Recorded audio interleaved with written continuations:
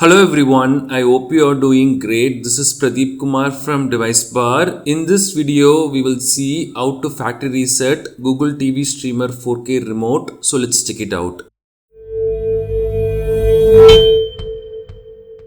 The user interface for doing all this might change in the future. If that happens, please let us know in the comments. We will share the updated steps for this. If you are facing issues with your Google TV streamer remote like connectivity issues or pairing issues, then we can try the factory reset option. We will get the default factory settings when we do this. So we have to take our Google TV streamer 4K remote, make sure we have enough battery power inside. Then we have to press and hold the mute button and center select button at the same time. We have to do this for around 10 to 15 seconds. So let's do this. Mute button and center select button at the same time we have to press and do it for 10 to 15 seconds.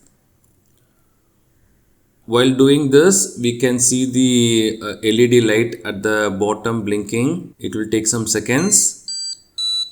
And we will hear a countdown sound like this. So that's all. We have done the factory reset for this. If you want to pair this again to the Google TV, then we have to go to the back side of our Google TV Streamer 4K device and we will have this button. So we just have to press this button for a few seconds. Just do this till we get a searching for accessories screen like this. Now we can take the remote and press the back button and home button at the same time for a few seconds.